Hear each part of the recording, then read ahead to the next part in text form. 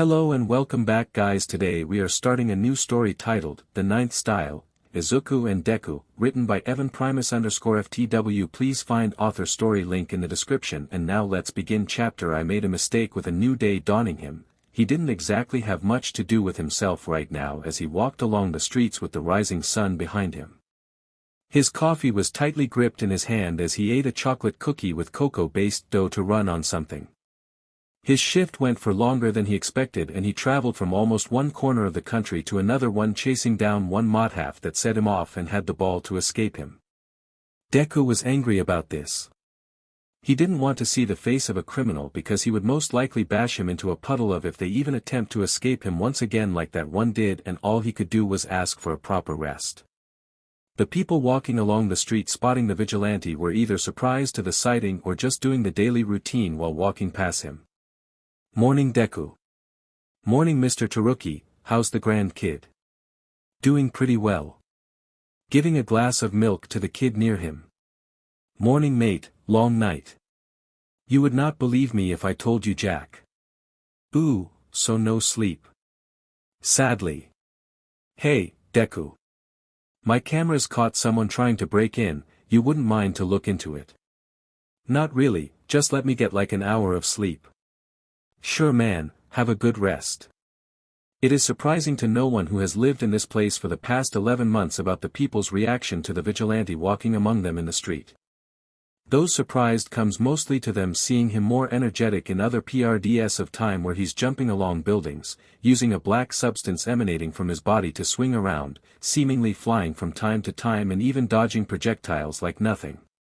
He's known all over Japan but even better known on Mustafu as, the Hauler of Shizuoka, a vigilante who seemingly doesn't get arrested and is always doing good deeds for everyone in town. Ever since his first appearance, Deku has been of major help in town by becoming someone who helps on the smallest of tasks, causing a couple of stores to improve or recover from financial ruin. Not only that, but he has gathered quite the fanbase to the point he made it into the hero billboard chart JP of this year, ranking almost as high as Miruko. When police appears, he blitzes out of sight before anyone can do much about him and seemingly doesn't like being credited as said by him after one of the only interviews the news have gotten of him. He's really happy with what he is, fully accepting this part of his life which he never thought was possible in the first place, but here he is, being considered as a great hero across an entire prefecture. How am I not considered a public enemy? Deku asked to himself while taking a sip from his coffee as his green mask covered him and his metallic respirator hanged low so he could drink said coffee in peace without issue. By this point I think I'm just doing too much. That has gotta be kinda hard for them to just do something like this and think they can call it a day. God please be that, and not that they are waiting to like get some of my DNA and just demolish me once they learn who I am.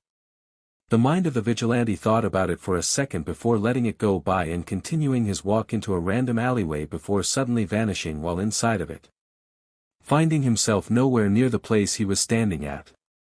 It was just a couple of seconds later, the window had finally opened up as a cape was dropped on a nearby chair, with it came the metal respirator that was accompanied by the connected mask. He only stepped in as he pressed the sides of the iron soles he was wearing, making them come off, and let go of the red shoes he was wearing at the moment. He slid off the zipper at the front before realizing he hadn't taken off his belt or gloves, thing he did next as he put it on his desk.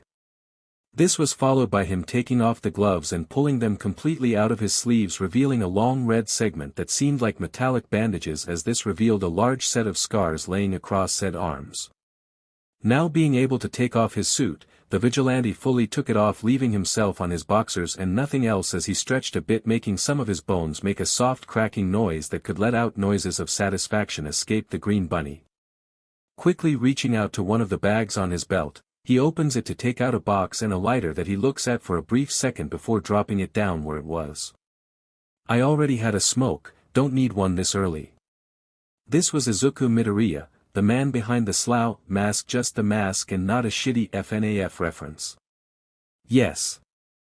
The man behind the mask so many have trusted for the past 11 months, almost a year and about 2 weeks from now. It was shocking to him that he had come this far since he was quirkless not even 2 years ago.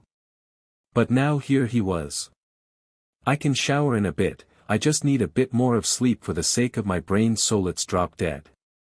Without thinking it twice, Izuku had hit the deck and passed the F out. Never to wake up again. Until his mom knocked on his door 5 minutes later. "Izuku, sweetie, you alright?" Izuku's eyes went wide open to the noise of this. Hearing his mom is not a problem, but if anything just worries him about everything else that could be brought upon him, was the fact he didn't hide the cigarettes. Quickly shooting up from his bed, the greenete looked at his desk to see the pack of Marlboro cigarettes and the Zippo lighter. Yeah, I'm awake, Mom." "Oh good, I thought you didn't arrive after yesterday." "Yeah, don't worry about it. It went well if you wanna ask." "Well, is good to know it did. Sorry if I woke you up still, I know it's a Saturday after a long night, but I have something to give you." "Oh okay." Izuku quickly stands up as he starts to walk towards his desk.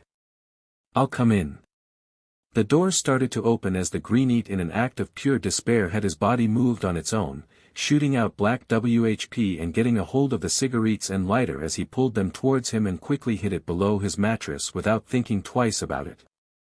The door now fully opened as Izuku was sitting on his bed, with his sweet mother Inko Midoriya looking at her son. "Hey Mom, hi, so I'm mostly coming in because of this box that arrived. Seems like Toshinori sent you a gift or just a reward in of itself." "Huh? Really? He didn't mention anything about it." Izuku said as he got up and reached out to his nearby sweatpant to put them on and walk up to his mom while looking at a box sent by his mentor and idol that she was holding. "I can assure you, is not a bomb, checked for it already," Inko said in a serious tone while handing it over to her green-eyed son, who couldn't help but have a sweat drop about the comment.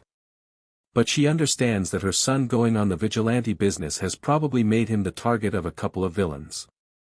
Izuku looked at the box as a small WHP suddenly came out of his left index finger before turning quite sharp, this giving him the quick ability to cut the tape on the box and open it with no apparent issue before finally looking inside and getting even more confused looks from the two greenettes who just stared at the contents. "Eyelighters and another box, is this a clown show move?" Inko asked, looking at the box rather confused. "I'll let you check all of this stuff out on your own. I'll prepare breakfast and a coffee for you." "For espresso shots on it please," Mrs. Hinamori said. Someone tried to break in. Sigh, why is it always her? The mother of the green bunny left the room, in the process turning on the lights and closing the door behind her as this stunned Izuku badly, and I truly mean badly. "Oh God, pure light. Oh, I'm being embraced by the flames of Helios. Help. Calm down, Izuku." His mom said from the other side of the door, not even surprised by the insane paper her son was playing at the moment. If anything, it did sound like him being him as he finally got himself together before putting on a shirt and looking back at the box again. Walking up to it, he quickly takes everything out before looking at the other box and seeing an engraving on it about a company he didn't seem exactly familiar with. "Guess I'll check it in a bit, first the letters." He quickly reaches to one, opening it and looking at the insides of it to find a letter. He decided to see what there was on it, quickly reading the contents and leaving him quite surprised as he looked back at the engraved box and reaching towards it and quickly opening it. He was even more shocked to see the letter was in fact not lying to him about what there was on it as he took it out and stared at it. "You gotta be kidding me. It was a revolver. Why give me this all might?" He looks at the other letters before seeing something in one of them. He reaches out to it as he stares at it. Reason being that it said, "This first, then the others." God, this is why I question why I'm not arrested yet. I don't have any awareness apparently. He quickly opens the envelope and looks inside to see another letter, one he quickly opens to read. "Young Izuku, I know that we have not gotten proper time to train and much more, but I must thank you for your hard LBR recently while looking out for those around you. I don't think you know how much I appreciate your hard work and dedication you have shown, only making me prouder of choosing you as my successor. Well, I feel better about myself now. The things I'm sending you here are of high importance for you joining UA, they will assist you and will not risk of revealing your persona, as showing your quirk could put you on alert and even get you arrested as finding you as the responsible of it, but there isn't much to do. You will have to show one and nothing else. I'm telling you this since is more natural than showing off all of them at once. Is not a bad point. Wait. I know you are capable of a lot, and I know perfectly how good of an aim and weapon combatant you can also be, even though you don't truly show it, since most of your battles depend on your speed and power more than anything, so maybe you should not let these skills rust themselves and use UA to perfect them while getting a hold of your quirk better. Sorry this had to be a letter, but with me coming to Island to see some stuff with the pros over here at the States, but I'll be back at Japan by the time you should be starting UA, where we will probably meet in person again. Have good day. From All Might. Izuku stayed silent while looking at the letter. He didn't exactly have words about it at the moment, as everything was being processed within his head, especially a particular point brought up by the letter itself. Does this mean he was accepted? Izuku thought, concerned and confused as his eyes turned towards the last envelope, one he flipped and looked at to see a particular logo he was familiar with. The UA logo. Ah, crap baskets. Quickly opening it, a disc fell out, landing on the floor as a hologram turned on and started to project All Might himself talking throughout it. The greenete only looked at the projection as it continued to talk for a while, with Izuku putting attention to it. His mom decided to step into the room because of the utter silence coming from it, just to see her son looking at the projection of All Might with the black box next to him. Mom, Izuku. Izuku looked at her silently. He didn't even say a word as a tear was coming out of his eye. Why am I so good that I enter somewhere without even trying? Why, you made it into UA? She said, shocked while looking at him. I somehow did. I don't get the how Booty did. I didn't even use my quirk. I know. That's what makes this even more shocking. How many points did you get? I somehow went overboard, Izuku. You got first place, didn't ya? Izuku only nodded softly while looking away. Let me guess, Bakugo is like 3 points behind you. The greenete only lifted one finger while keeping his eye contact far from his mom. He did not dare to have a single word escape out of him. She could only take a deep breath while facing him. Guess we're having a change of plans of everything this year. Yeah, smack. Why did I make such a talented son with such an untalented man that left me? Why smack me over my dad being a nobody? Because you did the impossible and make it look like it was nothing. I didn't even mean it. But that doesn't take away that I did it, but is not like I had the ability to choose. Well, you chose UA instead of some other school. It is your problem fully for even trying that exam. To be honest, all you are stating are facts. Izuku said, thoughtful before getting smacked once again. Also, what's with the smoking? He looks next to her. Think I didn't notice. Why are you smoking? Why is it that my baby had to hit a joint at such young age? Mom, calm down. Slam. We're gonna have a serious talk about this. But food is more important. Come with me to eat while we discuss about what we'll do about UA. Hi, she looks inside the box. Why do you have a gun? God, I made a mistake. Chapter The Great UA High. Oh God, there go all my plans of the year. Izuku found himself looking up front, staring at UA quietly without even daring to say a proper word to anyone around him. He could only look at the massive high school in front of him, so he didn't even dare to spell out a word as he walked in. After the talk with his mother, he had a bit of a crisis over what there was for them to do about the situation. Inko had told him this could help him out a lot, since UA gives free resources for hero costumes one is to have along their careers, and even gear that could be vital for one to use from time to time. He could use this in a way to improve his costume or prepare himself for something else in life, as he could use a future chance to drop out. He would have flat out drop out as soon as possible, but with the whole business at hand and much more things Izuku could get out of UA, like good credit score and better papers for future jobs, he ended up staying for the sake of it. In the meantime he's here. Inko promised him one thing. I promise you that by the time of vacations, I'll have you the information needed to deal with Detnerat and the MLA, even possible proof that connects the Narahata lockdown with genetical creation. Mom, is too much for you to do. Izuku, I'm a single mother who never properly filed her divorce and has been taking care of one kid while working everywhere in Japan and now is stuck in one of the country's biggest companies spying and taking information from them to stop their army from growing. Do you really think this is too much? Yes, I'm not in my 50s yet. It will not be too much till then, satisfyingly smiling while sticking her chest out. She's too prideful about that, the greenete whispered to himself as he looked through his cell phone, seeing all sorts of things he had on it before looking at his radio and pressing it. An earphone was quickly put on it as he started to listen to the chit-chat from the police radios he has gotten access to. Hi, help, this is, I really can't believe how easy she got access to all of this signals.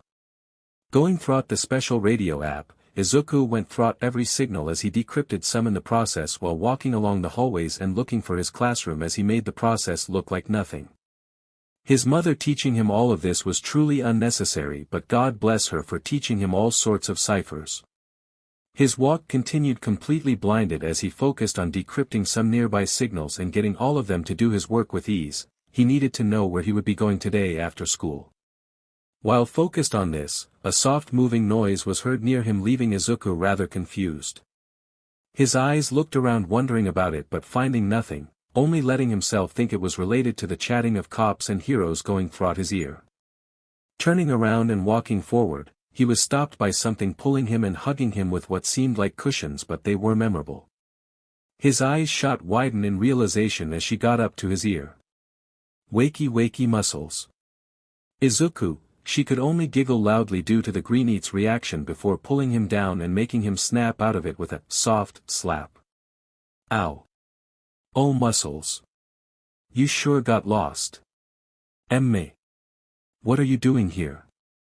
Well, what do you think? I'm joining UA to study on it and do my great job, she remarked with a thumbs up. Oh yeah, I forgot you told me you wanted to join UA. Now what is you doing here? Izuku looked at her as she just smiled at him while looking him up and down. So. What is you of all people in Japan doing here when you had a road map of sorts? I tried joining the school, did the exam for fun, okay. Fully quirkless, I see. And may or may not have gotten first place total. Excuse me, what was that last part? I got first place and here I am, I know, he said holding his head down, now I'm a center of attention. Hey, at least there's something I can exploit from you out of revenge. Out revenge, woman. You agreed on making that, by that he means his sols. Yeah, but I wasn't paid my intern hours, was I? How am I meant to pay you? I'm poor. Your mother and mentor say otherwise. May stayed with a SHT-eating grin while staring at the greenete, who could only look back at her with an expression of anger overtaking him as black WHP started to emanate of him like a classic anime aura. He only stopped this by taking a deep breath and looking at her again. Look, we can make a deal, I become your test dummy and you make me my new costume. Why? Oh yeah, I forgot about that. May only points at him. But what else do I get apart from you becoming the equivalent of a punching bag? You want more. I mean, a kiss or some SHT makes the deal. Why do you want one? Didn't you say things wouldn't work out with one another? Things can be reevaluated. In the matter of a month. Of course. After all. She suddenly turns around and just shows off her legs with a smug smile. I know you like, Cough, okay, you win, a date. Deal. The two stretched the hand of one another with Izuku looking more stressed as May could only smile at him. Another deal with the devil. Well, I think we should get going before we get our heads chopped off on our first days, so see ya, muscles. See ya, May. He sounded defeated with all the right. His only friend from the last couple of years is here at UA, meaning she has lost all chains holding her back, and the chances of her going off and make whatever she feels like is way higher than anyone could imagine. There was now a lot on his mind as he tried to process it. First, he needed a completely new costume if he planned to infiltrate within this school and pass it up as another student, and second, he had to find a way to burn half of this country due to the utter despair that struck him to the realization. I said yes to dating a girl. What? He seemed to be having a meltdown in the spot, thing that wasn't overlooked by anyone staring at him not too far from the place where he stood as he became a complete mess no one could have comprehension of. Calm down, Izuku. You've gone to worse. Done worse. Don't get like this over one date. I committed a mistake. First I become her SLVTO, then have issues with another woman, and lastly get to this spot. Izuku suddenly gets a hold of the shoulders of the one trying to snap him out. Why must I suffer from success this DMN badly? The girl on his arms could only look at him in utter confusion. She couldn't even let a single word out as the greenete fell on his knees while screaming like a demon trying to get a hold of himself. So in this process, the girl took a deep breath to not break into a panic with him and crouched down to his level. Hi, are you okay? Of course Nodi went from SLV to possibly SLV with a minimum wage in the matter of 13 seconds. How the hell did I do that? You really are just lost, aren't you? Maybe I am. Look, mind if I help you at least find your classroom? But wouldn't it get late for you too? Excuse. I see your point. The girl quickly assists the greenete, letting him stand up on his 2 feet as he frowns badly and looks down trying to think straight. Lens non-stop justice omhouen dinthis batonsigue nan simpligit lost on thoy off life because I'm fatma kofamern like goddamn can never catch a break relating to me life. God, why haven't you smitten me? A lightning suddenly strikes the tree outside, making the girl jump back in surprise and shock as Izuku's eyes barely look at it. Mist Beach. I think you should stop tempting fate. Yehumtu, what's your name? Oh yeah. I'm Moata Fuwa, 2nd year, and by that means one of your senpais. Izuku Midoriya, somehow ended here in UA. Oh. What does that mean? Is a long story, but I don't really think we got time for it.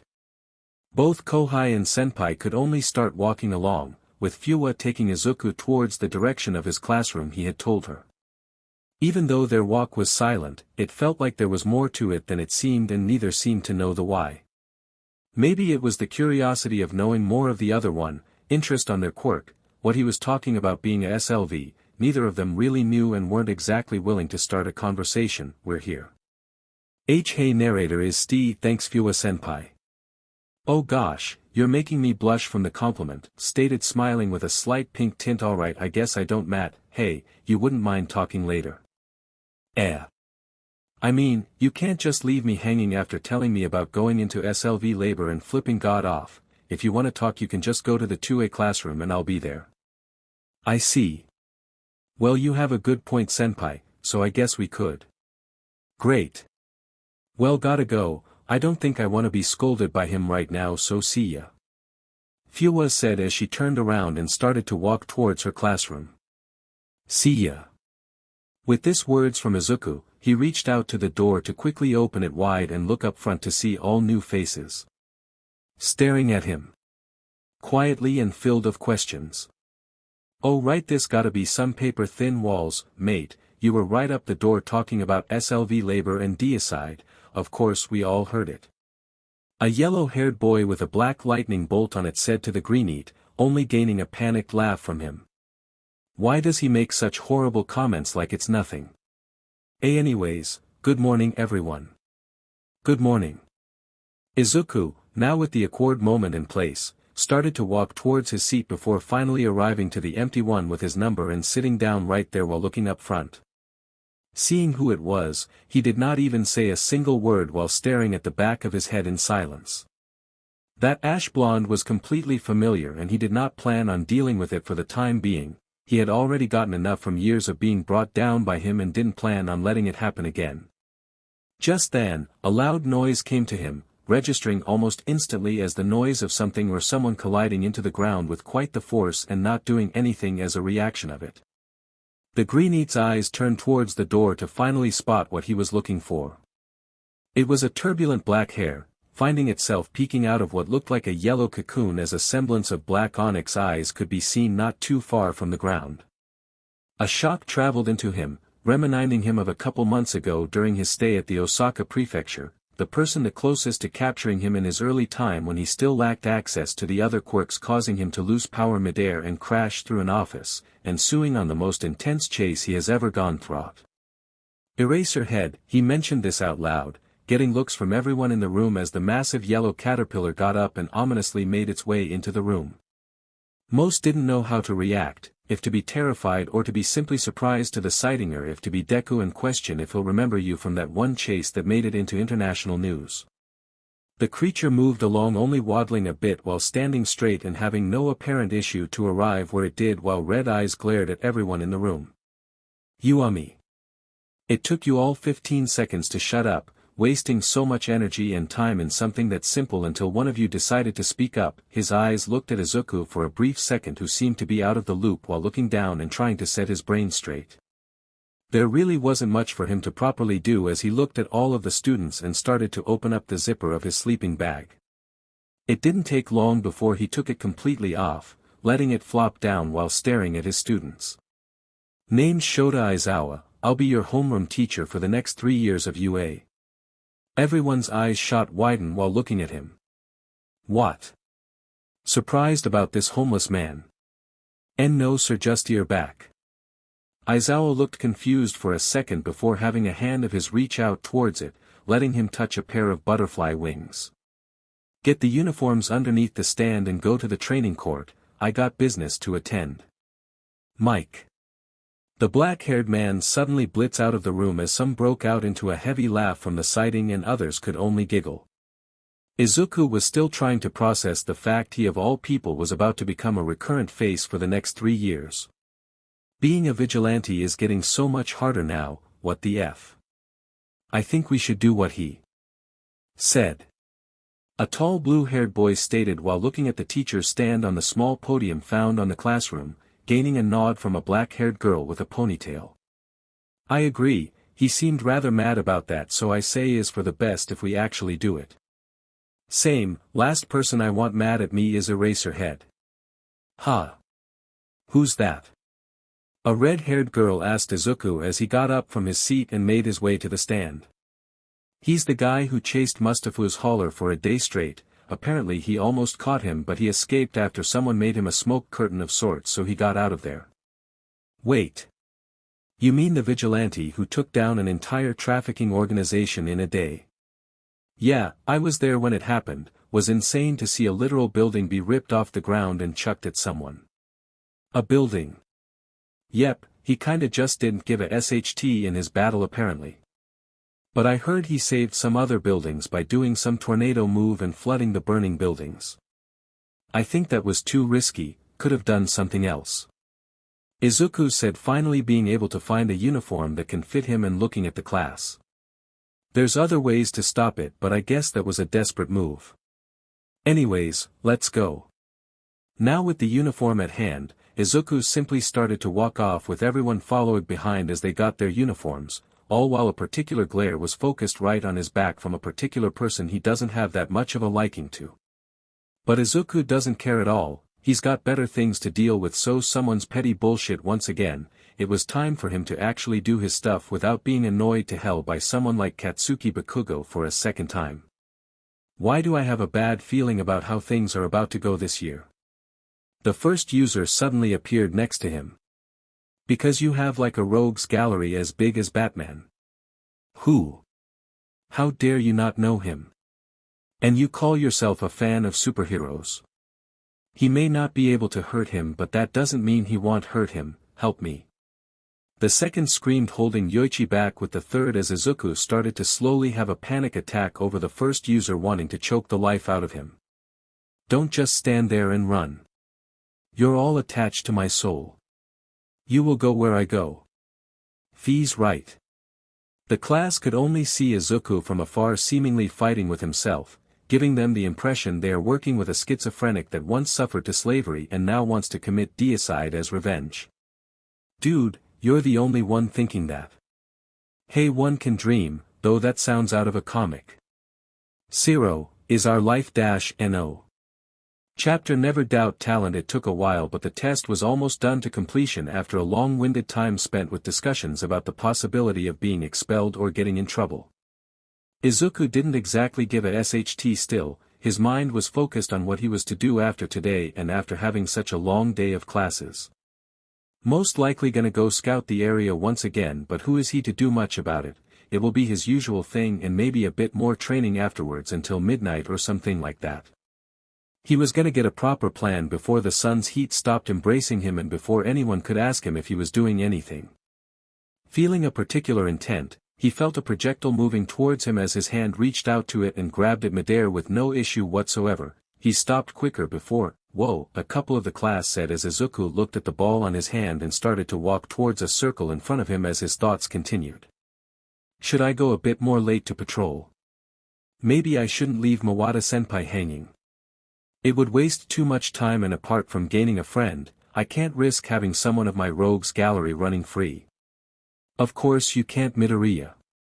Nana Shimura, All Might's teacher, who now was standing by his side as a specter only Izuku could see, was talking at the greenete, who slightly looked at her. But that doesn't mean you can't be happy, and look, I know the past year has basically been save the day and train and nothing more apart from the occasional work with Toshinori, but hey, a couple new friends aren't bad. Sigh, I see your point, but I think classes finish at 4 p.m. so, one time, just go get her for at least a talk. Guess I could. What are you on about, Midoriya? Aizawa asked the greenete while looking at him a bit cynical from the way his student was acting, but this quick mention of the greenete made him snap as he turned around and looked at the other side where throwing field was. Okay, so I just do it. Yes, go all out. Why say it like that to me? Because I know you haven't used your quirk at all, even in the exam you didn't seem to bother on doing so and used a metal pole to take down the robots. What if it's because my quirk doesn't make me more powerful? It would make sense, but you were able to slash through the robots with too much ease. And is not like we were dealing with some response team from Tartarus. Even then, those robots have taken quite the beating from stronger people in the past and don't shatter like paper mache after passing it through water. You on the other hand were making it look like that. Why are you pushing in this hard? There's something weird about you, kid. I don't get what is this uneasiness I'm getting from you, but I don't trust your word at all. Everyone simply stared at the two who seemed to be in quite the heated argument. I think the old age cynicism is hitting you, Mr. Aizawa. Shut up, Mineta, this doesn't concern you. Can't think is raw strength. You have that to deal with your opponents and throw them around with your bandages. I can't say you are wrong, but for someone of your age to have the training of someone in his 30s is not normal and even more inhuman, unless you had something else to train that body for. Let's get this done. Izuku could only say this as his entire attention was diverted from this moment as he looked forward with the black-haired hero still looking at him. Seeing the ball, Izuku could only start throwing it up and down calmly while looking at this and seeing as far as possible, questioning some stuff. His mind went shut as he threw the ball as high as he could in one go, making it go about 10 meters up before the Jade-Eye boy decided to take a leap back. If you don't trust my capabilities, then so be it. But that doesn't mean I won't go all out with what my raw strength can let me. He suddenly launches himself forward time before the ball would even pass down the 8 meters, leaving some confused as to why even get so much line up if he was leaving some confused and shocked to the sight of the moment before suddenly noticing him hiring his leg already for his kick. But focusing on that didn't let them realize one thing in particular, he hadn't put his other foot as proper support. Aizawa noticed this all of a sudden and looked confused. With this line-up and everything being put into this, he was most likely going to fall before even hitting the ball and end up failing. It was meant to fail, not to hit anything or anyone. Both was still successful. Letting my foot get more distance than usual will give me the opening I need. With this I can now anchor myself for enough time to throw my kick without much of a backlash. He suddenly threw his still in the air leg right into the ground, using his heel as an anchor that raised quite the bit of ground. Just enough to do this maneuver. With all of this and the strength concentrated into one spot, he started to send his right leg as forward as possible, with all he had making a cracking noise to come as his back started to crack from the insane power he was putting into this singular motion, as everyone felt a rather shocking motion strike them as he put even more and more power into this. This is how I do it. My direct shot. Boom! Right to heaven. The ball was shot at massive speeds, only looking like a blur for everyone in place as it traveled throughout the terrain until crashing onto a far-off tree, making it create an intense cracking noise before the ball fell to the ground. Everyone was surprised as they had understood, this was just raw strength from someone. Raw strength no one here wanted to mess with. Ping! Aizawa had gotten a notification, letting him show it to everyone in the class as they looked at it surprised. In just one kick without any power, Izuku had gotten a 203-meter kick, almost doubling the size of the average professional baseball field in what seemed like a simple one. For the more reason everyone was surprised, no one dared to say much while looking at Izuku, who just stood there while turning towards everyone with a small smile on his face. Aizawa didn't know what to think while looking at the greenete as he looked at the tree almost a quarter of a kilometer away from them. He knew better than anyone what this direct shot did, it made him look like he pales to what he truly is. He bent the tree down in the impact. That's what the cracking noise was. Izuku could only walk back to his classmates to started to go up to him. Dude, that was so cool. I thought you were gonna miss it. But how DMN wrong was I? Quite the amazing move, Midoriya. I must say it had to take you quite some time to perfect a kick like that. It really did, to be honest, been practicing my kicks for a while. Aizawa stared at him, feeling like he was outing this kid in particular, but he couldn't help it. What he did and what he has shown in just this couple minutes is something some professionals could never even reach. Izuku Midoriya, what in the name of God is this kid? DKU. Everyone's ears perked up from this as Izuku's danger sense went off, without thinking twice, had already slithered out of the crowd while looking right at who had screamed, almost triggering a rage deep within Izuku that he had to push completely aside as his explosion started to make way towards him. Well, SHT. You BSTRD, how dare you? You were not even meant to pass that exam. Pretty sure a dog could. Oh wait. You made it in, guess I'm right. Izuku smirked while seeing the incoming ash blonde filled of rage jumping towards the greenete. You're dead. No, I'm not. Izuku was about to do a quick blitz, preparing himself to jump towards his opponent as his eyes started to gain a concentration of everything about himself as his smile grew wider. But all of this was stopped by the sudden appearance of Aizawa's capture scarf, letting it wrap around the aggressive ferret, who could only continue yelling like crazy while the scarf grew to tighten more and more as his explosion started to cease. What the hell? What is this thing's made out of? You people just don't know SHT about heroes. Holy Christ, that's his weapon and quirk doing effect. If you are done talking, I'll show the board. After this all of you can take your leave for the day. We're done here in just a couple seconds. Every one of you can leave as soon as we're done, got it? Hi. Everyone was just standing there while looking at their teacher. It came of weird for most of them about what kind of situation this has put them, but Izuku didn't have much to say while looking at Aizawa. Once again, the one for all users appeared next to him. Go. Get. Her. Nana, what is with you all of a sudden? Are you on your ship wars arc? Maybe, if anything I'm interested to see how this goes on its own. Same here, you don't always talk to girls and only time you do, you are being donged by them. Daigoro said while looking at the greenete, who just stood there not daring to speak. What can I say? That you like it. Can't, will do my life. Kid, we know what you think. But I mean, can't blame you, especially if it's as muscular as her. Don't make my hormones act up, Daigoro-san. I don't need to think about her right now because it'll get me in trouble of sorts. Anyways then, just go to her and get more than one friend, you need them. Guess I can handle one more person for a while. Midoriya, who are you speaking to? A red-haired girl asked him, confused. Nothing. I said who? Izuku had already vanished as he started to speedwalk away. He's weird, I can't wait to become friends.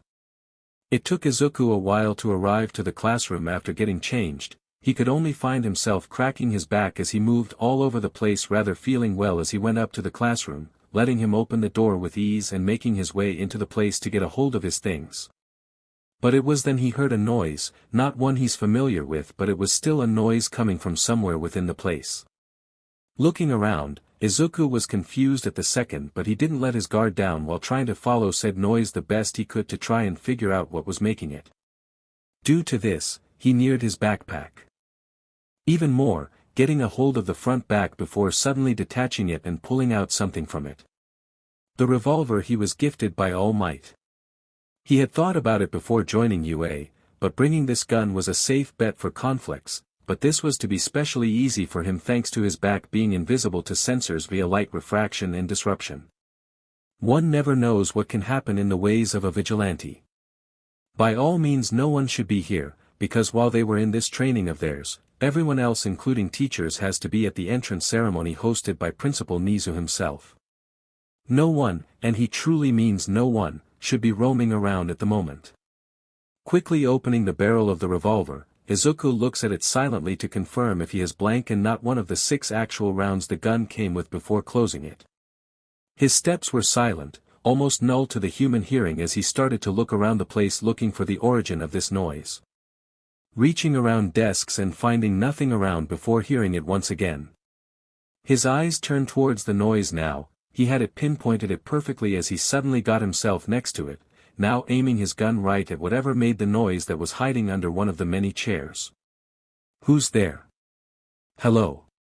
One of his empty hands reached out to the chair, letting him get a hold of it and pulling it up and seeing something, a ball of cotton staying there seemingly frightened while staring right at the greenete. Ha! It seems familiar for some reason. His mind suddenly snapped in a reminder. Oh my god. Right, Horikoshi sketched her with a cotton-like dash, Midoriya no time to break the fourth wall. N screamed at the greenete.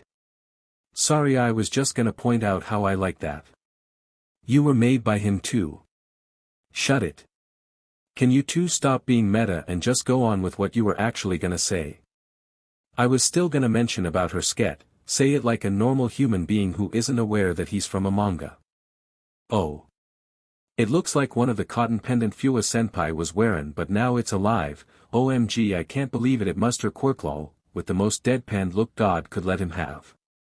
This is why I only let you use my quirk when I feel like it. This is why I lack proper training with yours and only yours second. Going back to the small frightened creature looking at both, Izuku crouched down to it and softly picked it up to look at it and see it had a note of sorts tied to its back, one he quickly reached out to and took off to look at. Quickly opening the paper, he only saw something on it which got him a bit flustered. No, you're out. Aizawa lets students leave first day.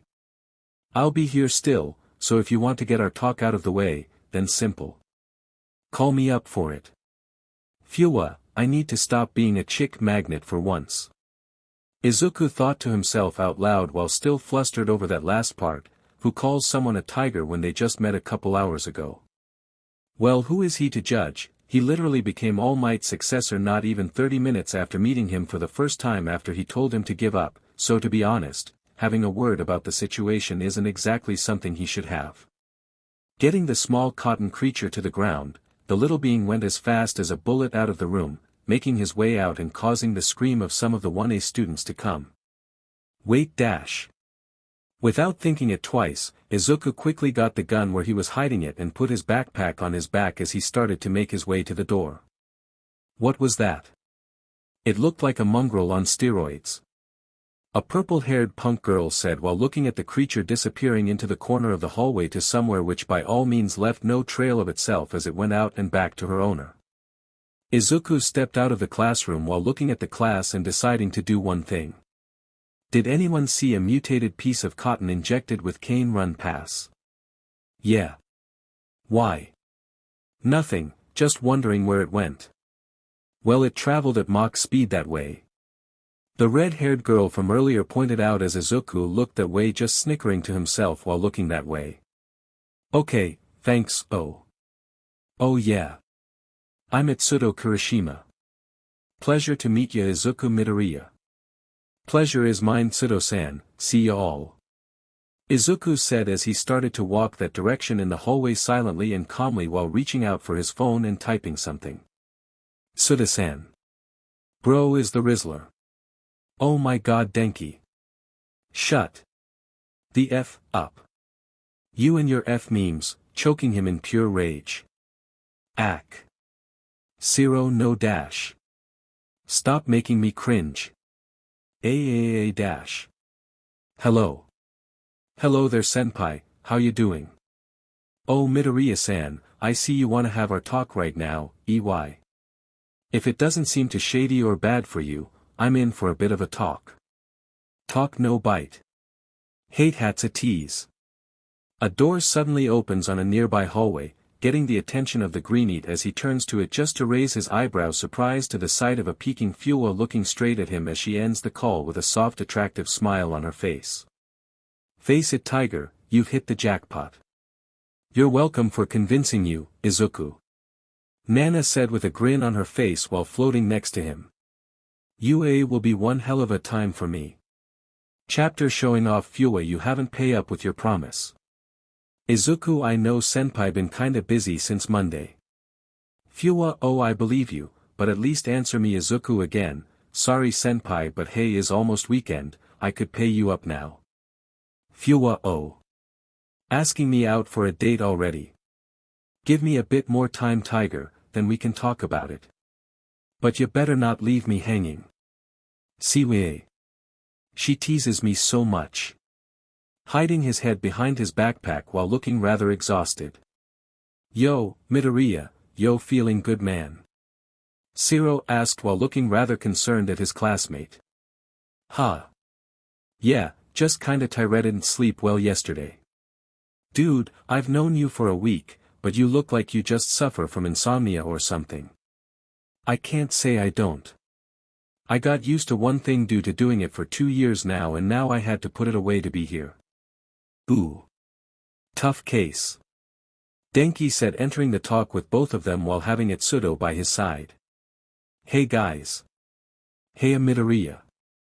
Sup mate. Denki are you Irish perchance? Wah.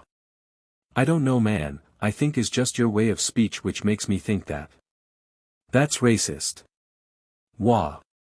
I don't think it is Kaminari. Etsudo. Said while looking at Kaminari a bit lost about his comment in particular. Why am I racist for thinking you are from Dublin though? I was just wondering man. I know but it's still racist to think that. There is nothing racist on that. Why are we even talking about racism? Can we just not say this? I just wanna have a friendly chat you know. It's gonna devolve into chaos by the fact Denki is even present on it, especially with shitpost being the only thing he speaks on. Look the fact I make references doesn't mean I'm shitposting. You called Midoriya the Rizzler in our first day and then quoted the Badonkers videos while looking at the girls. You're planting me as a pervert with no morals. Like him, pointing at my Netta. What did I do? You know what you did. What did he do? You don't wanna know. Izuku and Itsudo just had a sweat drop going down their forehead to this comments. Denki and Zero suddenly started to argue with each other a bit more as the two simply looked at this slowly feeling more and more detached from the talk as they were throwing insane roasts to one another seemingly not ceasing for the next couple of minutes. So come here often. He just looks at Itsudo. Maybe he. A sudden noise started to make its way towards the classroom. Everyone was rather confused by this as they started to look around wondering what it was as it increased its speed toward the place. Everyone looked towards the door rather confused and wondering what this was as Izuku's mind it finally clicked. He couldn't help but start smiling as his mind went back to how it's been a total of 2 months since he last saw his predecessor and sensei. Oh my god, the door is quickly burst open as a massive smile shows itself while looking inside the classroom with a massive confidence aura that irradiated and lightened the mood of everyone. I am here to teach classes to the new generation. Izuku slides into frame letting All Might look at his successor pointing his fingers at him while laughing. Oromato-san. Everyone looked at the greenete confused for a brief second before suddenly seeing All Might the same pose. Midoriya Shonen. Now confusion was at an Avengers level threat. Does Midoriya know the symbol of peace? No one could properly register this information before a loud smack was heard hitting Izuku in the head, who now looked stunned yet happy. What did I say about acting too natural around me? You didn't say anything. But I'm happy to see ya again, All Might. What? Bakugo was trying to process everything about this. He didn't understand it. First this Deku gets into UA, and now he turns out to be knowing the symbol of peace himself and apparently being a friend of his. But how is any of this possible? Wait, how do you know him, Midoriya? Why did you never mention him? Denki made the question of the moment, making everyone look at the greenete, who just had a serious look. None of you asked. You know what, fair deal. So how were things? Better than I expected. It was nice to see Kathleen again. Hope it was. Bet she doesn't miss me. Oh no, she doesn't. Why must you make me befriend her? He said with comical tears falling down his face. Izuku suddenly gets a notification to his phone, making him look at it quickly as he made his way to his seat. Toshinori is better if you don't get yourself too much attention. We could get in some trouble if people see us working around and acting all friendly. We can talk later after classes if you want, but at the moment we should focus on just the classes. Understood. I see's concerned if we get in trouble for this. But it makes sense. Not many know of his personal life, and God knows what UA has that they themselves don't know of. His eyes suddenly go to see when this was sent, seeing it was sent since 8 a.m. in the morning. Wow. No wonder he smacked me. I ghosted the symbol of peace. How many people have ever said that? It is now a proper time to talk to all of you. I am All Might, as you know, and I am here to be one of your many teachers, more particularly your heroics teacher for the next year, and even counseling whenever necessary. Heroics. Ah man, I thought it would be something else being teached by All Might, Etsudo said, kinda bummed out. Don't confuse my classes, young ones. I am teaching heroics, but not the theoretical side of it, if not the practical. This suddenly perks the attention of everyone who have not stopped looking at the symbol of peace. I will be showing you the basics of what it is dealing with the job of a hero in the field and giving it your all while out there in the many unexpected ways a battle can go for everyone in a world as chaotic as ours. This is the why we will start with something everyone must be prepared for when it comes to hero work. And that is. He quickly shows a card he kept on his pocket, letting all of the students see it. Battle. Training. Everyone suddenly looked hyped beyond belief by this realization. They were about to actually do some hero-type beat in their hero school. Just took them about a week to do something about this. You will be doing battle training between one another to test what everyone in this classroom is capable of. But of course, you can't simply go in your uniforms to this activity. He suddenly presses a button. You guys need style for it, a particular thing that is a part of a hero to make them outstand and be able to be someone people can call out for help, knowing what you are. Yes, I indeed mean. They all now found themselves displaying in their spot out for the class to see, making all of them to look at the suitcases now coming out of the wall for them to see. Your hero costumes. They were even more surprised to the sighting at the moment, even more happy to know that it was truly about time to feel like what some have dreamed to become for years. But one of them looked out of place. Izuku. He was taking this super lightly, especially since he's really used to wearing a costume almost every day, but luckily, he has a washing machine at home. Take that, Spider-Man. No, I didn't do that, Evangelia, but can't I make a small joke about how poor he is?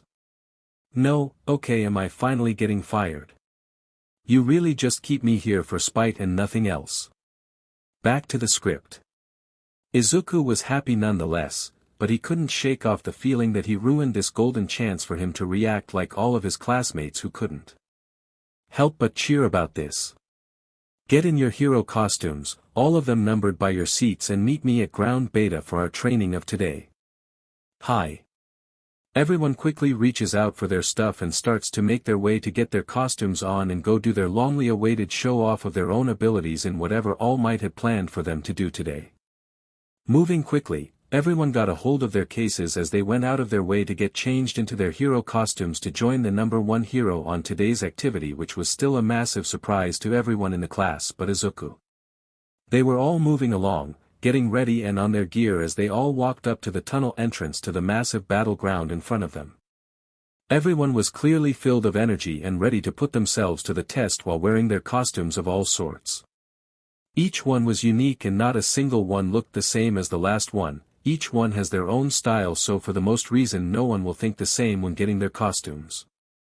Each one outstood even if some were brighter than others, making everyone in the group guess all sorts of things about the quirks of others and how they must use them. Most started to have talks and compliment one another from time to time while also wondering what some parts of their gears did for one another, all while All Might looked at them with a smile, rather excited to see what this class would have to offer. "Where's Midoriya?" Etsudo asked, making some, more particularly Denki and Shiro, to turn to her just to have their eyes almost pop out in the spot before looking at her in the eyes. "I don't know, why do you ask?" "Just wondering. Can't skip a moment like this, can he?" "I don't think he would." Denki pulls Shiro to him, letting him whisper on his ear. "Dude is just like half a bandage wrapped around her. Isn't it too much? We know she's kind of shameless when it comes to her top, but that doesn't mean I don't think she's showing a bit too much. We gotta do an intervention." The two friends were concerned for her and her style of uniform, which is rather good, but she is one slash away from being considered STRPR. "Atsudo-san," the three turned towards the voice since they recognize it as their friend's voice, making them look at him before the jaw of Denki hit the ground, and Shiro just looked surprised as he picked up his jaw and put it back in place. "Aren't you think you're showing a bit too much? What the f is this drip?" "Only because is the word drip I'm letting it slide, because how the f do you walk around with this much? Those glasses. Those Tims. That jacket. That arm gear. My man is about to go off." Izuku by this point had a sweat drop on his forehead while staring at his friends who just kept on going off about his looks while the red-haired girl could only stare at him. Lost. "Oh God, I find him attractive, don't I?" She turns away from them before exploding. "Oh my God, he looks so good in that. I cannot imagine what he must look like wearing casual clothes. Mina, what have you done to me with thirsting over men? Curse my age and mentality. Alright, I see everyone is now here and ready for today's activity." All Might exclaimed while looking at everyone who had now turned their attention to the teacher in front of them. "For today activities, we will start rather simple with the activity known as Capture the Bomb. If the name itself doesn't give it away, let me explain a bit more about it. The class will be split into two different teams, and from there into duos amongst said teams. One team will be the heroes and the other team will be the villains. Villains take care of the bomb and heroes look for it. But how will we know what team we'll get into? Simple, with a ruffle. He suddenly summons, not even pulls it from somewhere, summons two bingo rollers. Everyone come here by list and take one of the two ball, one to decide your team and the other one to decide what side you will be on. After a while and getting ready. Hoo boy, this will be fun. Yeah. I can't wait. Team C, Heroes Ochako Uraraka Izuku Midoriya, of course I'm in this F side, retract yourself from swearing Bakugo, it will get you nowhere. Team A, Villains Katsuki Bakugo Tenya Ida, alright, villains you have 3 minutes to prepare yourselves and heroes have that time to prepare a plan or a strategy to find the bomb and neutralize it. Timer begins now. Izuku took a deep breath before turning the happy Machi by his side. You got any plans to deal with any of them? I have a resemblance of one, specially dealing with Bakugo in particular. Ooh, sounds like there's some bad between the two. I can't say you're wrong. So what's your plan? He's volatile, Bakugo always aims for what he wants and since the first day he's been meaning to land a punch on me but is not like I'm gonna let him do it that easily. Yeah, I guessed that much with you almost jumping at him, she said with a sweat drop. Since he's coming for me, he won't be focused on you, so is for the better you go and take Ida yourself. But how could I don't know myself, but you look like someone who can get a plan quickly. So improvise. Hell yeah. I will. But can I ask you something? Yeah. The first day of classes, while we were on that test, Bakugo called you, Deku, why was that? Sigh, he's always got a dislike for me, ever since we were kids and my quirk woke up, he always considered me useless for having something that couldn't help in a battle, he always considered me with everyone around me as a useless person with no tomorrow, one that would fail miserably. Why be like that? Because that's what having a massive ego does to someone. He's always been praised and loved by everyone around him, getting all he wants and being blessed by everyone to do his best. If I could tell you what he was in middle school, you wouldn't be disgusted, but outright horrified of him. What was he? The real face of this world that we so much don't want to talk about. Call me a joke for saying this, but while people like him exists, everyone will follow his footsteps, all to be more powerful. Izuku suddenly whips his coat, letting him take out his gun and quickly loading it with blanks, leaving the greenete surprised as he could only keep his serious look. So I'll teach him a lesson, the same way he did to the Deku he thought I was. The time was now up, Bakugo was making his way at high speeds towards the lower floors to find both Izuku and Uraraka and quickly take them down. He wasn't here to play around or do nothing about it, as he was flying as fast as his explosions would let him. His mind was focused on the memory of Deku being a weakling and nothing major, so he didn't understand at all how he turned out this way now that he's in UA. It didn't seem to never make sense to him. It didn't make sense that anyone in this class could even put a shoe up to him at all. It was only making him grow more and more despaired than he already was, as this was being turned into pure rage for the greenete. Where the hell are you? DKU. Right here. He turned to the noise just to be met with a punch right at his face, sending him flying towards the stairs, causing him to bounce along them before crashing into the wall of the staircase while looking up a bit stunned. Coming out of it, Bakugo looked at Izuku, who had already taken a leap towards him, coming in fist first and clashing it right into the wall where his head previously was. Had he not moved his head, Bakugo would have most likely gotten his head squashed, since the fist was deep into the wall. Ripping it off, Izuku turned around and looked at Uraraka. Go. I told you that he's mine. Are you sure? I know we can win, Uraraka, so just know that I know you'll be able to think of a way to beat him. Go, I got a long lesson to teach. Hi. Uraraka could only start running, now making her way to look for the bomb on the next floors, as Izuku was about to take his sweet time with Bakugo as he cracked his knuckles. Now then, you always said the weak cannot beat the strong by any mean, especially if they appear to be weak in your eyes. But what happens when your eyes deceive you, Katsuki? Enough of this bullshit, Deku. What the hell do you think you can do against me? What can I do? Well, I think there's a couple things I could do for my own entertainment. Click, starting with showing you that you're not the only one that can shoot. Where did he dash?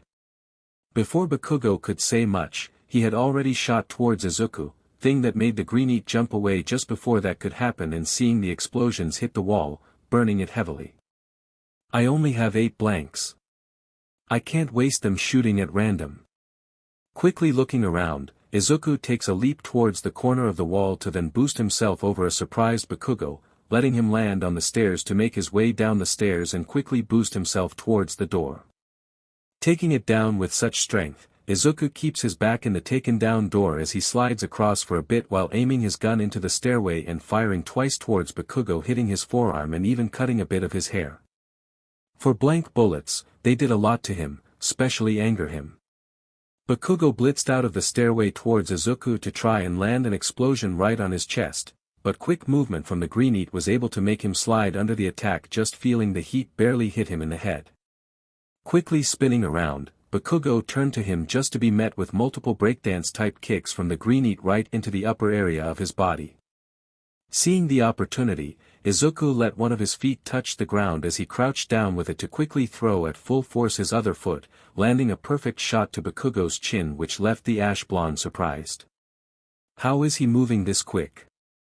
Trying to move in and hit him, Bakugo was met by 3 punches out of the blue that stunned him badly before Izuku started to use his particular knowledge of capoeira and taekwondo to confuse him further, letting an unsuspected kick to land below the calf and upper spine. He could barely even run a mile in the past, and now he's moving better than some professional dancers I've seen on videos.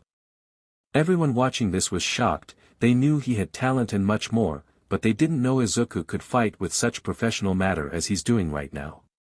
Jesus! Do we have a professional martial artist at hands? Is insane how much he's doing in such brief time. I've never seen such mix of styles, but all of them are done with the intent of stunning, like he's only winning time. Maybe he knows he can't beat him. No, I think it has to do with Uraraka not staying, maybe winning her time before Bakugo goes for her. Who knows, but it seems to me that when it comes to dealing with Midoriya, no one is ever safe.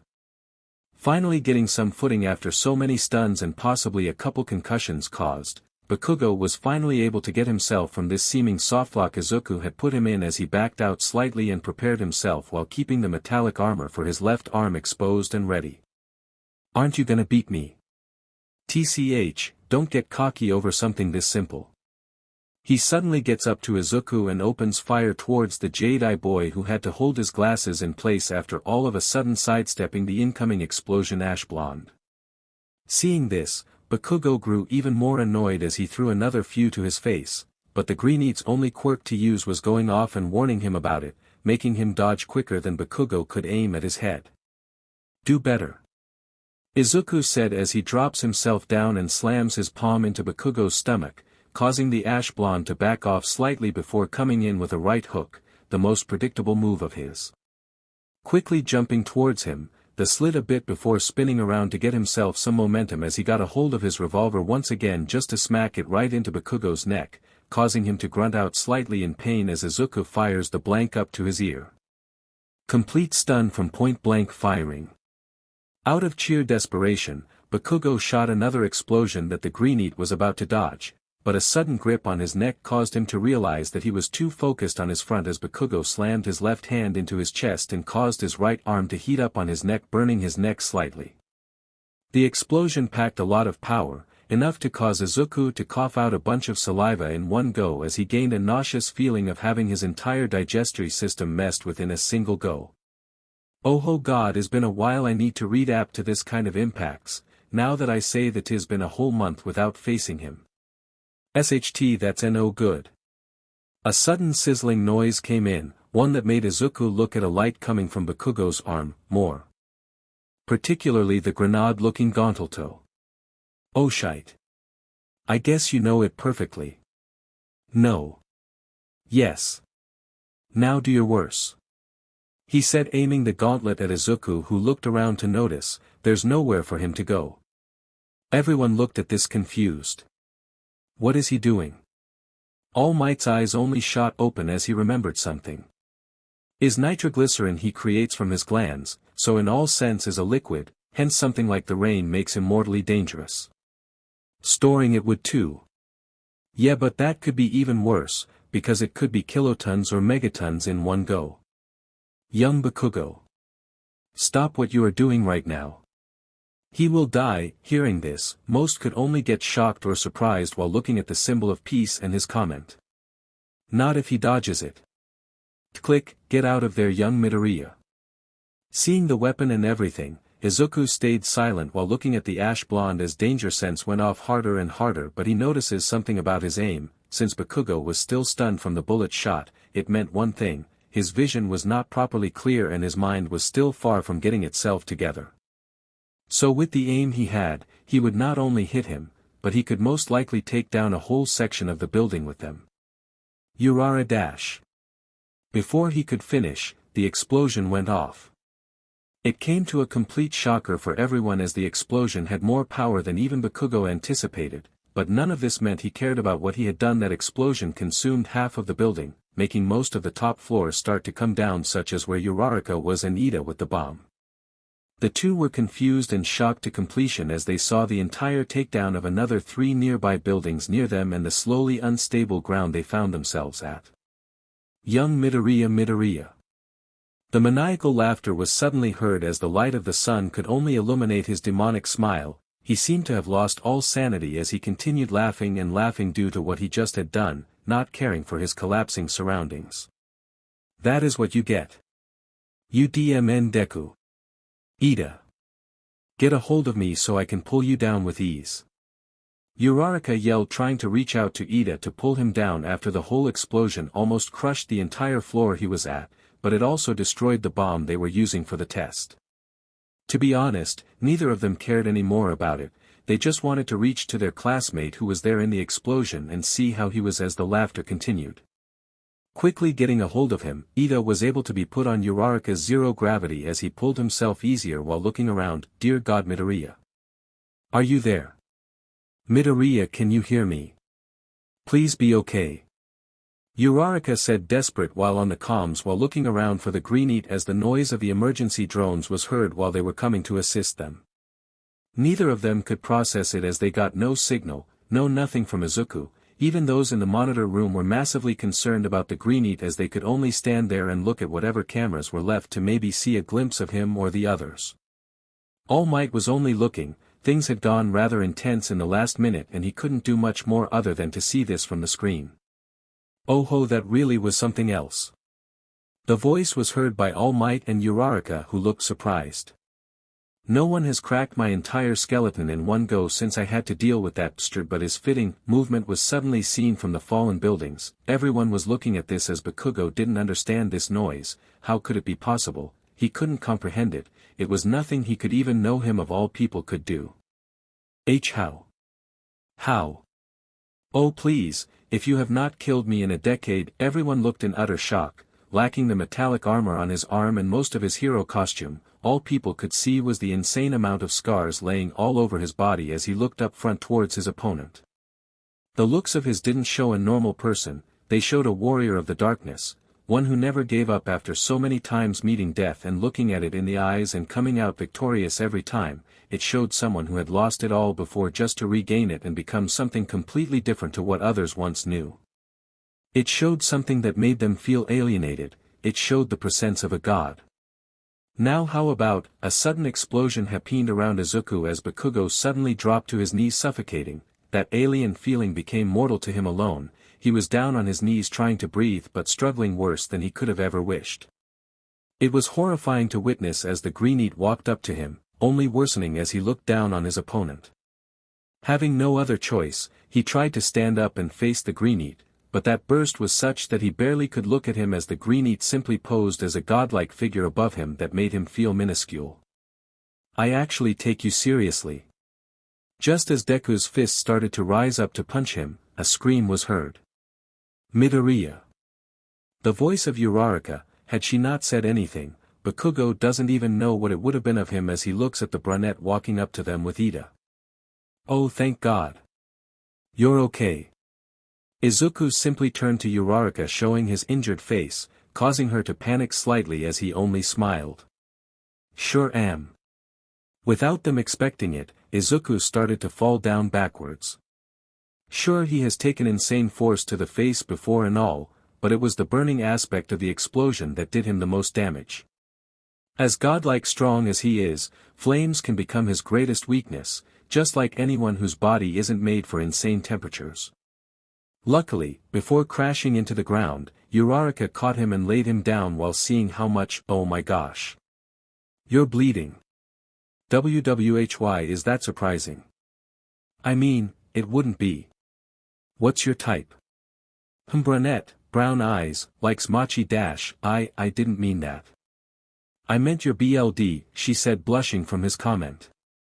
He cleans some water from his eye and looks at it. Red. God damn it, Izuku Midoriya. Chapter The Bunny's owner. Dude, I'm shocked you are in One Piece. Can we get much higher?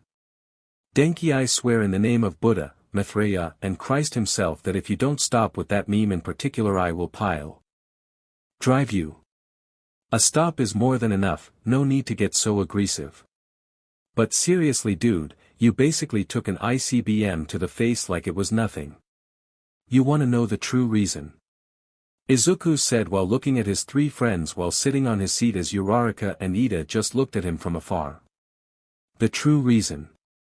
Yeah, the reason I survived something so ridiculous. Well, what is it? Can't you try and guess? I'd say immortal. You think I would be at UA if I was? I mean, why not? I risk exposing my secret. Fitting coming from the Deku. Come on, let's not drag this for longer, man. What is it? Izuku looks around to see everyone in the class just looking at this, weirded out or confused as to what the hell kind of chaos this group of four was going on about. As the greenete finally spoke, it was, "Spite, really? That's simple. Well, what the hell did you expect? That I'm the Kwisatz Haderach? Did he just make a dune anyways?" Everyone now had a sweat drop due to the comment from the greenete. They don't know why they thought he was genuinely hyping something up just to pull up with a pretty straightforward joke from the Wonder Boy, who straight up took that much power and came out of it just by getting. "Midoriya really gave me a scare," Uraraka said while talking to Ida. "Don't think you're the only one. I'm rather horrified after what we witnessed, and I'm pretty sure he was going to do it." "Yeah, I guess he really was lost on his own feelings to do that. It's really hard to blame him after that straight-up attempted murder." "Well, there isn't much we can do now, can we?" "You give a good point, Uraraka, but still, how is Bakugo taking all of this? You know it was wrong." "So what if it was wrong? He needs to learn his place." "Young Bakugo, it seemed to me like the one who learned his place was you by falling on your knees as soon as he properly tried to fight you." "So? And why not call him here too about it? He was going to a dash. Don't even use the defenseless opponent as a defense. You are the one who aggravated him, and from what I know, you know him from your early years, you know that he is a different being when set off, and to be frank with you, I too would be mad if Sumion shot me like that." The Chimera principal only spoke above Bakugo. The principal, Nizu, owner of UA, was not gonna let the ash blonde simply walk away after his actions and clear intentions to kill, even remarking about his comment about that he had missed doing it. Nizu wasn't planning on letting this end easy, and Bakugo knew. He made a horrible mistake doing such thing to the greenete, knowing that he could have killed him, and yet, he didn't expect a backlash of this level towards him. All Might was just in the next office while looking through his papers. While hearing all of this discussion going on, he had taken it upon himself to investigate about all students in UA and see more about them for multiple reasons. Those being so he is able to help them better at their studies and trainings down the line, while the other reason has to do with the knowledge and worry of Izuku. The experiences of the greenete as vigilantes have given them countless things to know and understand, which go from a list of A to D. A. Don't trust other vigilantes, some turn out like Stain and have no coming back from it. B. The underworld doesn't keep itself to the underworld, it is connected to all sorts of business, even political. C. Even if not everyone is doing is because they can, a lot of people are used by villains or factions to create all sorts of turmoils and even get information from others. Is for the best to save this people before their whole life is brought down over being a mole. D. Many hide in the shadows, the most dangerous know perfectly something they seem to still lack, such as information about a rumored group called the League of Villains, and then there's Deku's Rogues Gallery. All of them posing massive threats but being hidden from the world except for one. Taking all of this to note, All Might could only look at all this documentation, thinking mainly on point C in the worry Sumion Si being forced to be a mole for the school or is doing it willingly. It is of his full concern about what could be brought upon them by their opponents, more specifically big villain groups like the MLA. I hope we're able to stop it, otherwise things will get ugly quickly. He suddenly got a message to his phone, making him look at it quickly. Izuku, I'll be going in patrol. I have two feelings. He's coming for me, again, SHE is coming for me. Dunno which one is worse, but I'm going even if I'm wrong in both cases. All Might quickly responded him. Toshinori, you know DMN well, you wanna meet her. Anyways, don't come saying you'll be a dad after having to fight with her once again, or just don't destroy half of Kobe like last time. By the way, I want help you pay child support. Izuku, he. All Might simply laughed before shutting off his phone before continuing his look through it. You run more dangers now here at UA, you yourself could be considered a mole by the time they discover who you are, everything could doom your life if you don't do it right, so be more careful from now on, Izuku. The hours went by as the darkness of the night started to settle upon the nation of the rising sun, as everything was illuminated by the hundreds of lights scattered across its cities that could guide people to their homes. It was quiet and calmed in every way, as only cars could be seen transiting, and some areas still had people going around. It was at that point that everyone could see it, a green blur flying across the dark skies, bouncing from building to building as other times he used a black substance emanating from him to swing himself around the land. A car was about to crash before finding itself perfectly safe in the matter of seconds, all followed by the green flash disappearing from the area but letting the car owner know who it was. He smiled and screamed. "Thank you DKU." Deku could only do a quick salute before taking off through the air before his eyes started to look around for anything to be happening around the city he lived on. Not seeing much, Izuku quickly used his finger flick to boost himself at higher speeds. With costume Epsilon, the canon name, his wind resistance and speed can be kept up without much of a backlash, so Izuku found himself moving as fast as possible around, checking each and every corner while having an earpiece on his ear, letting him hear out everything and everyone from nearby cameras and much more. He didn't want to stop while looking around before hearing something. Something that may have made him blush a bit. "Come for me, dear rabbit." She's actually here. Calm down Izuku Midoriya. You shut up second. You are never of help when it comes to dealing with her in particular. The fact I want to have fun annoying you into loving her isn't good help. That's called grooming. But I'm not one, 'cause all I do is remark how you feel about her. I need to stop being a chick magnet. Danger sense suddenly went off, letting Izuku's eyes shoot wide open as he turns towards the noise of something coming towards him, something that was emanating a purple aura aimed to strike him. Quickly looking around, he realized they were still in a populated area, making him quickly shoot black WHP to the corners of some buildings and shoot himself at subsonic speeds towards the incoming opponent and tackling it midair. Quickly getting hit in the pelvis, followed by 2 punches on his face that creates a purple shockwave. People could only see this as Izuku kept his grip around her before throwing a powerful boosting kick, sending the two skyrocketing towards the nearby beach. A massive explosion simply happens as the two appear to be on a hole in the middle of Takoba Beach. Izuku found himself groaning since he to no surprise ended on the receiving end of the impact. I regret my decisions, as you should. Izuku looked up just to be met with a sight that by now had become usual for him. Who would have guessed you truly are stop no, second.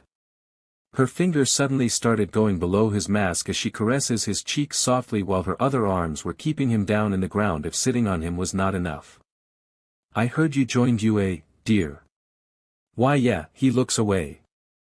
Oh don't be shy, it was me who didn't come see you so I can't blame you for not telling me. She slowly starts to take off the mask as she rejoices herself on noticing his blush in the face while looking away from her.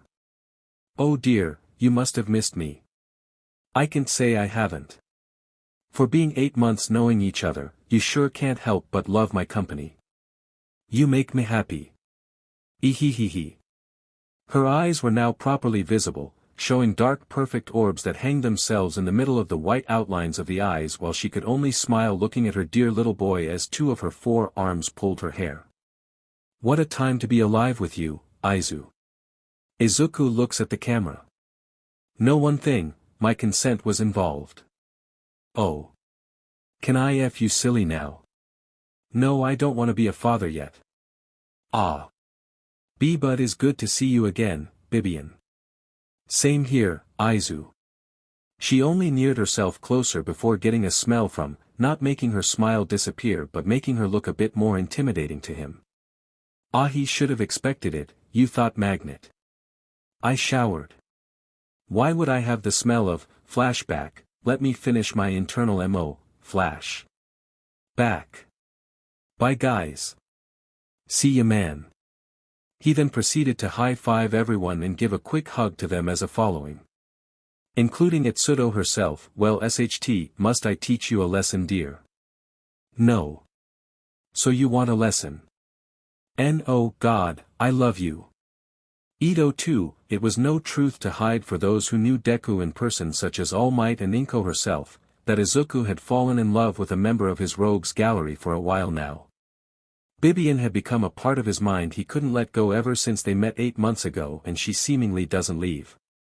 Though she may seem creepy at the moment, she tends to be romantic to Izuku, but let's say she's a bit possessive. Izuku knows a lot of things about her but he prefers to keep them between each other, which lets both of them have a more calm time when coming across one another. Such as right now, his mind could only think of the plenty of things there were to do because even if he went on patrol, she was gonna be there with him. Bibian is pretty much a part of him and Izuku also is a part of her, and there isn't much either can do about this feelings. Other than Izuku's boy stance in life, where he attracts too much attention to himself. At the moment, with nothing more distracting them, she couldn't help but take a quick kiss from him while looking right at his eyes. He was embarrassed beyond understanding right now. Bibian decided to put it all aside and lay down next to him while staring at the eyes of the greenetes whose mask had already been taken off as he tried to think of more things apart from having the four-armed girl next to him mesmerize him as per usual. So why did you end there? Excuse me. Yue, I swore to have heard you make a little promise of not going there. It was a mistake. Aha. Look, I can't do much now that I'm there. Ice is still a dream deep within me to become a full-fledged hero in O. But you know what it means to become one, right? That'll know. Exactly, dear, all of them will know who you are and who to look for. And with a reputation like yours, oh, I expect nightmares to soothe you from. Hey, don't get too ahead of yourself. He. She could only turn herself to him. Something's happening, Izuku. Ha.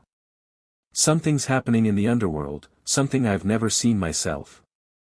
They seem to know more than I do, and he can't help you out at all, not while he's still around with her. I could dash, Izuku, if you go you will become a target like no other. I already am. Don't think because of what you do, you are too much. Is my destiny, you know. And are you planning on risking so much over it? Whatever I need to keep this world safe, I will not stop until I know I can bring a world where everyone can live with a smile from start to finish. We cannot do such thing. But I can bring a balance to everyone's eyes. A lie to the world. Know a truth to stand by. Bibian's purple arm reached out to him, getting a hold of his head and turning him towards her black eyes, having the two stare at one another and seemingly not remove their vision any time soon. The greenete's mind was quiet at the moment. Nothing traveling throughout it as his eyes simply looked back at that black-haired antihero that he has been off and on about from time to time. I can't trust you on making this come true. Not unless the world gives me a signal like no other that you can save this world from its own sins and protect it. While the world continues living under the seeming regime that desires nothing but the thought of keeping itself above others by using those with status and percents on their favor, we will go nowhere. You know this is just a game of chess for those who can control the world with surpassing ease, so how do you plan on making the change if you can't even hurt this gods? Izuku stayed silent while looking at her, in no sense of indoctrination to her words. The Jade Bunny could only try to process this information while thinking of it rather deeply. It is true that he is nothing in the massive scales of the world, he is but a small bit on something so massive and world-changing that he shouldn't be able to do anything about it. But, if God were to bleed, proving him to be nothing but a farce, would you believe me? Of course. I would. Then I'll do it. I'll show you that this point of view is just wrong from everyone. By saving with a smile, when the time comes, the world will know who I truly am, and I promise you, that I won't die until I save everyone. She could only smile at him. Such a valiant and amazing bunny, how are you not an enemy of the state yet? I ask that every morning. Izuku could only start closing the gap between the two as she looked at this a bit surprised. She really couldn't help herself as she did the same too with a smile still present. She found it rather adorable at him approaching her for a kiss as her mind was only going insane over this. Police. Stay where you are, DKU. Ah, crap baskets, mind if I drop by your home? Who? I mean need to meet my mother-in-law one day or another one, know that right, she said with one of her nails trailing across Izuku's lips. So, what you say? She's gonna murder me, but hey. Is that or giving them the satisfaction? Alright, you are under dash, chill down. Don't aim your guns at him. I'm sorry Slim Jim, but I don't have time to talk. I have family business to attend. A sudden explosion of smoke and a blip happens, followed by a hypersonic burst that pushed everyone back in one go, with the smoke completely blinding most. The smoke curtain ceased as the two figures that were in the sand had completely vanished and were nowhere to be seen. All officers put their guns down while looking at this silently, as the commissioner of the situation was just standing there, as he could only shake his head slightly in annoyance after this random encounter with Deku after his average patrol. He's used to working with him, but this man, it sure gets tiring. Sigh Commissioner Jobin Ishikawa, 38, why are you so DMN hard to work with, Deku?